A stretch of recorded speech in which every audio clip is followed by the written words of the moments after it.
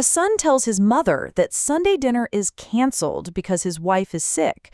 But when she stops by just to drop off his favorite pie, she discovers a house full of laughter and a dinner party she was deliberately excluded from. What she does next with her multi-million-dollar will is a lesson in quiet, cold justice that her son never saw coming. Hello everyone, and thank you for joining me.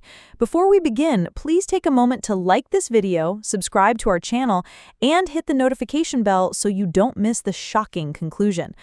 And let me know in the comments what city, state, or country you're watching from today.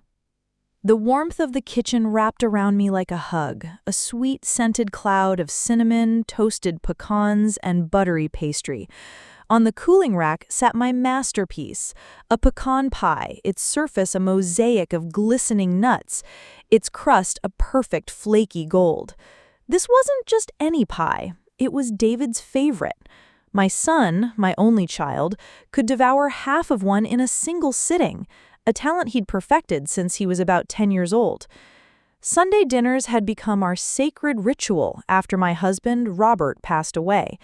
They were the anchor of my week, a loud, sometimes chaotic, but always loving punctuation mark that assured me I was still part of a family, not just a lonely old woman in a house that had grown too quiet. Tonight, I was particularly looking forward to it. I'd bought a special cut of roast, and the pie felt like the perfect, loving final touch. I was just taking off my apron, ready to get the roast out of the oven, when my phone buzzed on the counter. A text from David. A small smile touched my lips, probably telling me he was on his way. I picked it up.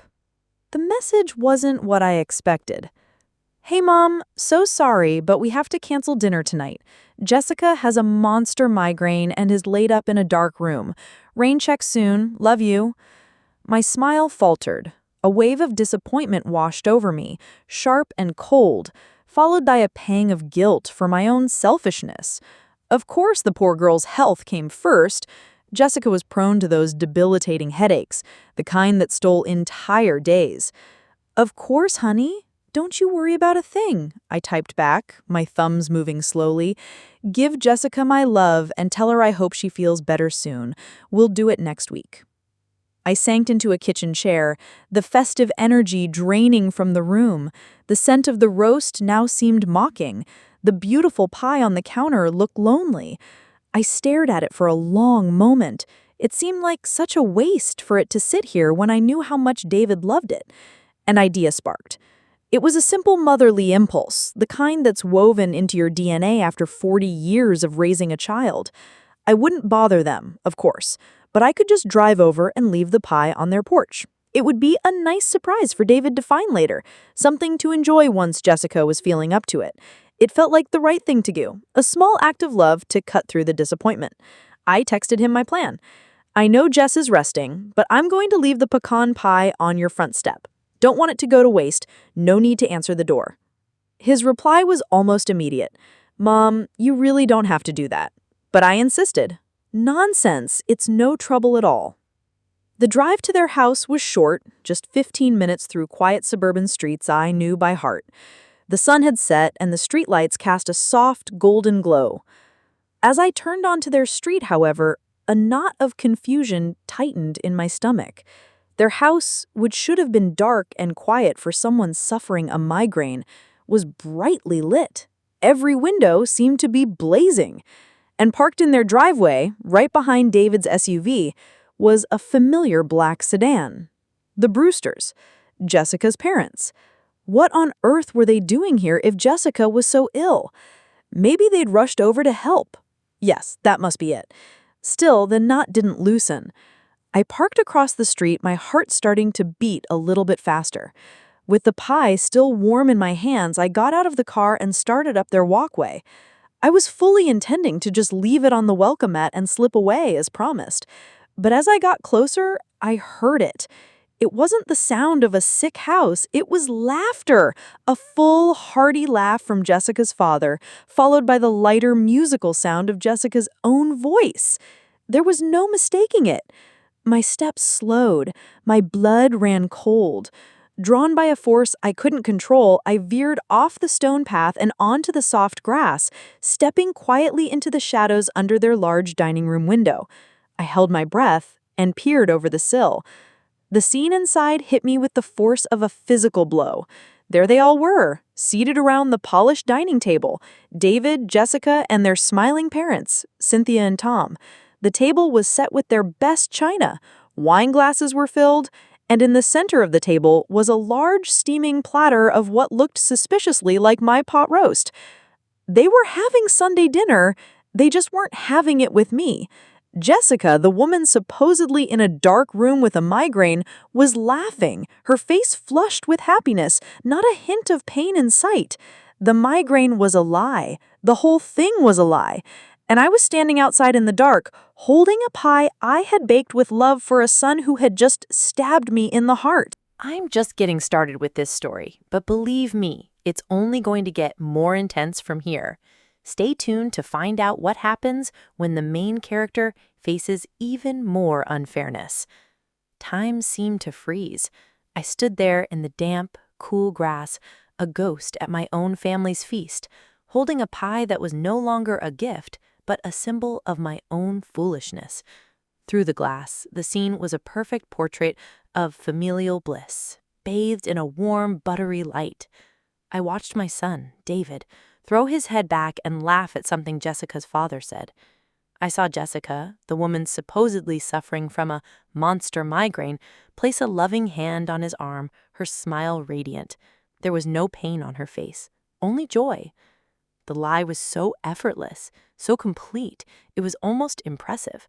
They hadn't just excluded me, they had erased me. They had built a wall of deceit to keep me out, and they were celebrating behind it. The cold didn't come from the night air.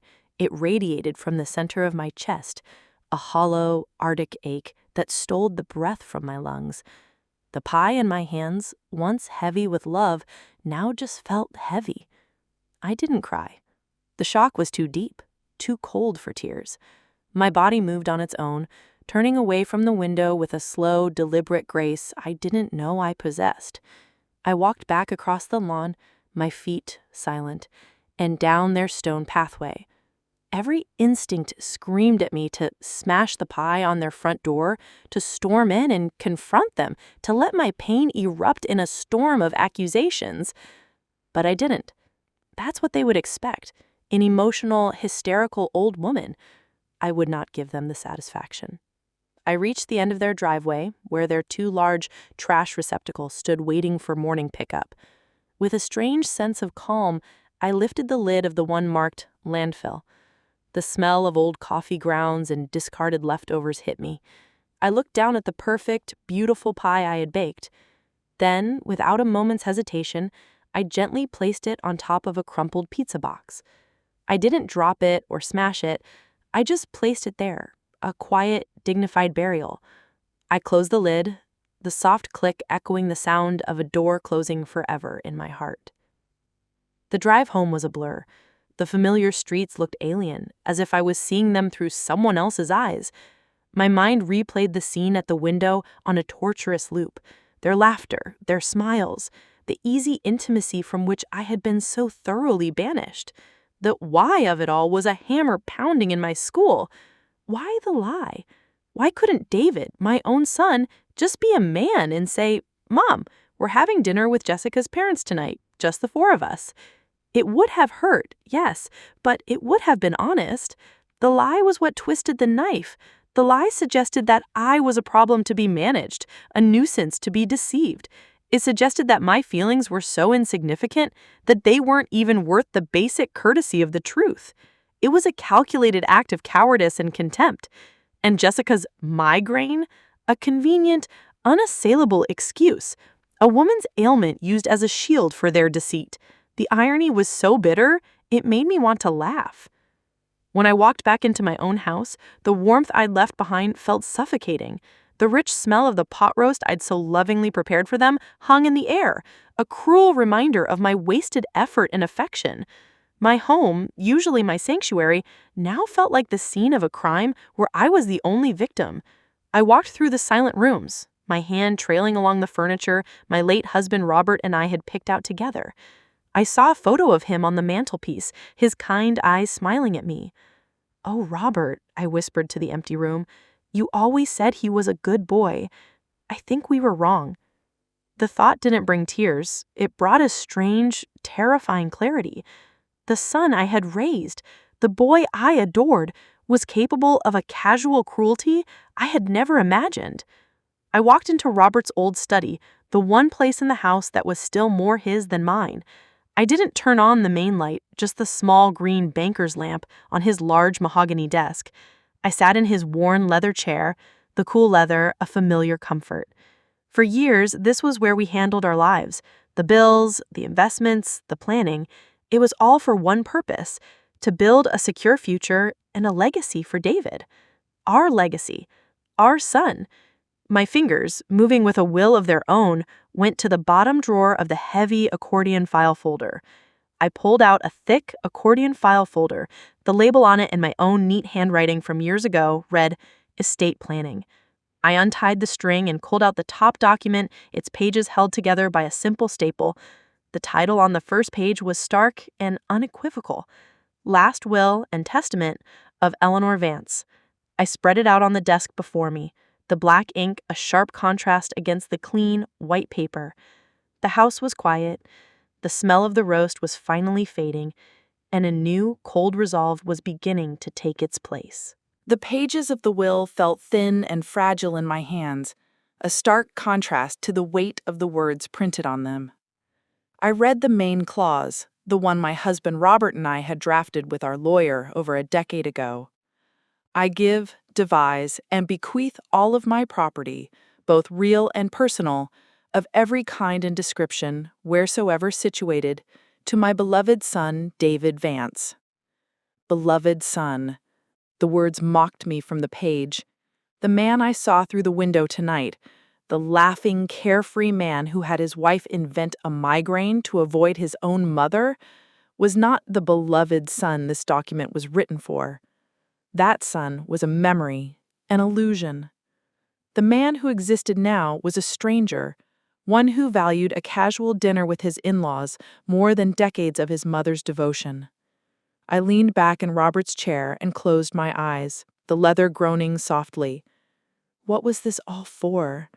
The years of hard work, the careful investing, the scrimping and saving to build something that would last. We hadn't done it just to accumulate wealth. We did it to build a legacy of family, of security, of love. We wanted David to have a foundation, a safety net so strong he would never have to worry. We wanted him to inherit not just our money, but our values, honesty, loyalty, and respect for family. The scene at the window proved that he had already squandered the real inheritance. The values were gone. So why should he be entitled to the financial one? Giving him everything now felt like a reward for his disrespect. It felt like endorsing the lie. It felt like telling him, "It's okay that you hurt me. It's okay that you were cruel. Here is a multi-million-dollar prize for your behavior." My eyes snapped open. The fogginess of my grief was clearing, replaced by a sharp, diamond-hard clarity. This wasn't about revenge. Revenge was a hot, messy emotion, and what I felt was the complete absence of heat. This was about principle. It was about honoring Robert's memory and the life we built together. Our legacy deserved a better steward than a man who would lie to his mother about a pot roast. My gaze drifted from the will to the phone on the desk. I knew what I had to do. The decision settled over me not with a crash, but with a quiet, profound sense of rightness. I wasn't going to tear up the will in a fit of pique. I was going to amend it. I was going to surgically excise the rot. My hand was perfectly steady as I picked up the phone and dialed the number for our longtime estate lawyer, a man named Howard Abernathy. I hadn't spoken to him since Robert's funeral. The phone rang twice before a crisp, professional voice answered. "Abernathy and Sons?" I asked for Howard directly, and after a brief hold, he was on the line, his voice as calm and measured as I remembered. "Eleanor," he said warmly, "it's been too long. I trust you're doing well." The polite question hung in the air, a monument to a life that no longer existed. "Howard," I said, my own voice cool and even, betraying none of the turmoil of the last few hours. "I am well, thank you. I'm calling because I need to schedule a meeting. I wish to make some immediate and substantial changes to my will." There was a short pause on the other end of the line. I could picture Howard, a man of immense discretion, registering the gravity of my words without showing a flicker of unprofessional surprise. He didn't ask why. He didn't pry.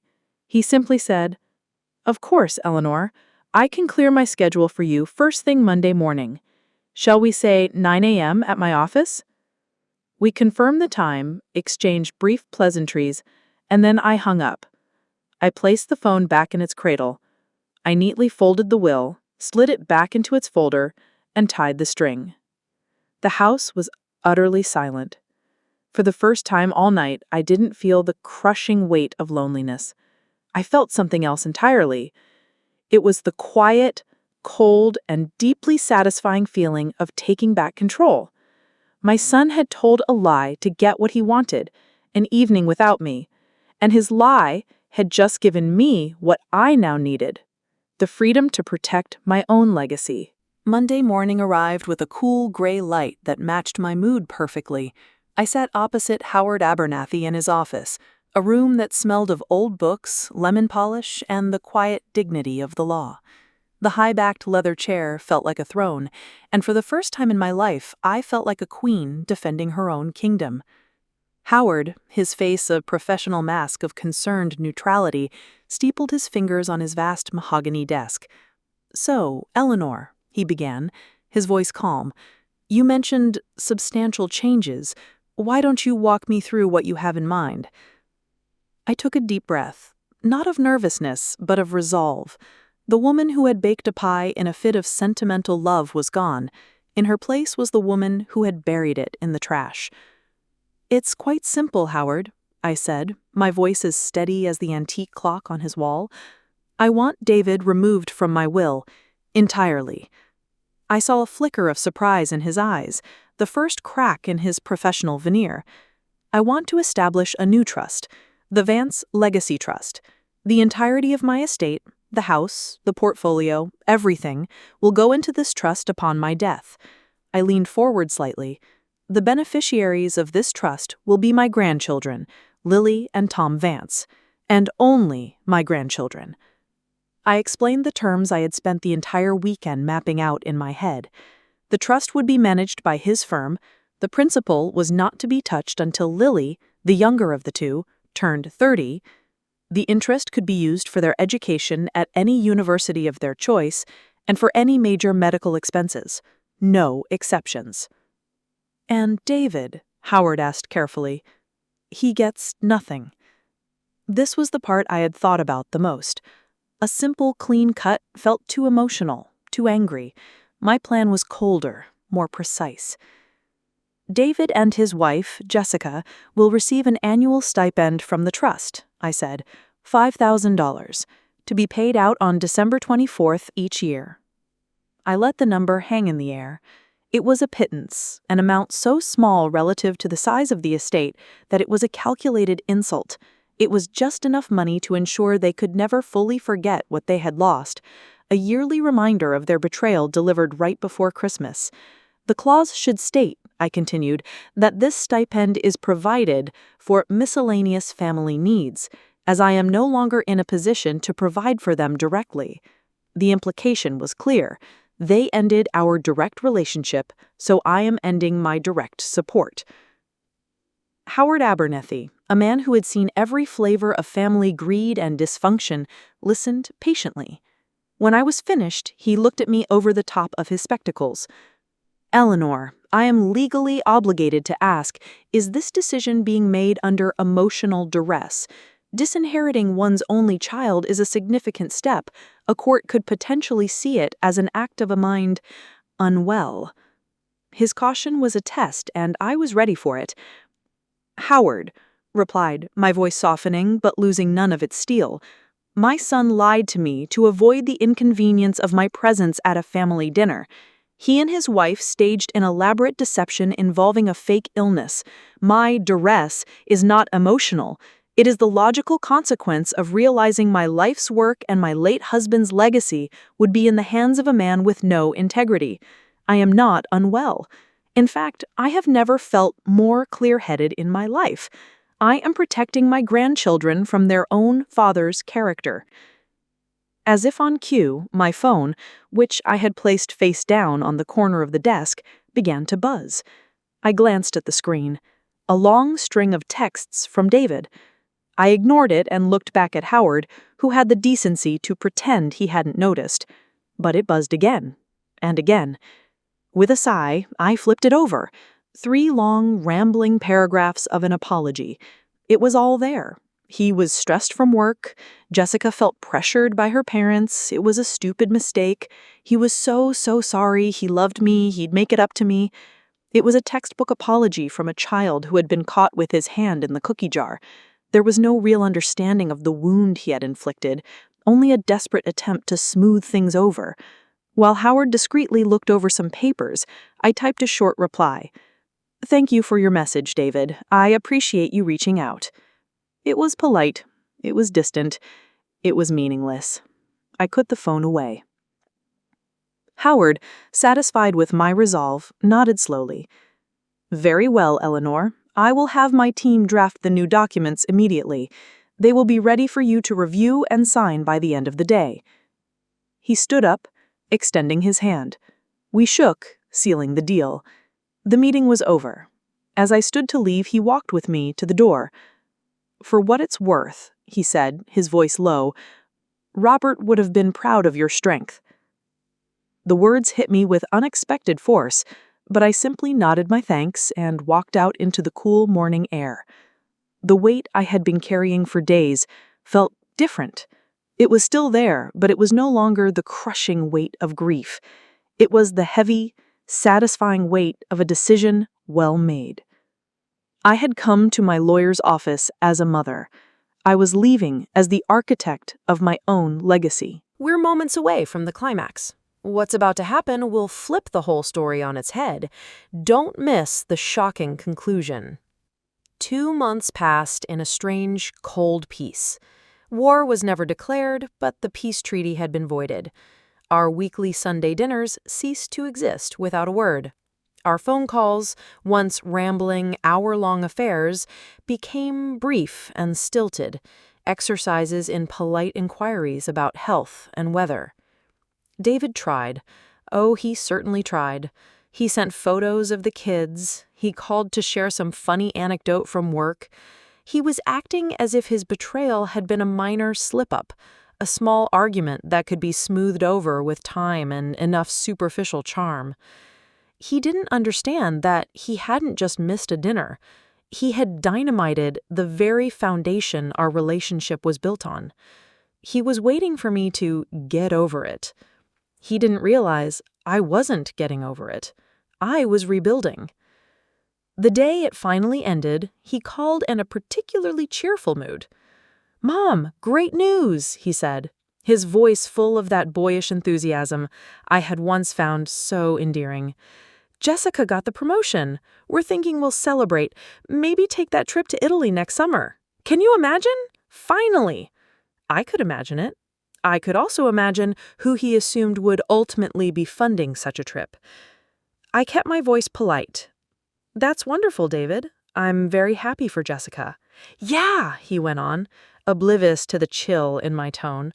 "And we were thinking it might be time to finally redo the kitchen. It's all expensive, of course, but, it's nice knowing the future is secure and you can plan for these things when you have a safety net." There it was, the safety net. Me, my estate, his birthright. I took a slow breath, looking out my study window at the old oak tree Robert and I had planted the year David was born. It was time. "David," I said, and my voice was so calm it surprised even me. "I'm glad you're making plans for the future, but I think it's only fair that I tell you that you should probably plan your finances without factoring in my estate." There was a silence on the other end of the line. A confused pause while he likely tried to figure out if I was joking. What? What are you talking about, Mom? I've updated my will, dear, I explained in the same even, factual tone one might use to discuss a grocery list. After our last Sunday dinner, the entirety of my estate is now being placed into a trust for Lily and Tom. I let that information settle. I could hear his sharp intake of breath through the phone.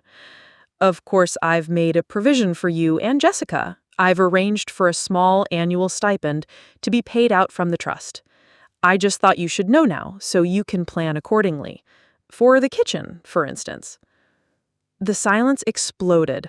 "What? You can't do that!" he yelled, his voice cracking with disbelief and rage. "That's my money! Our money!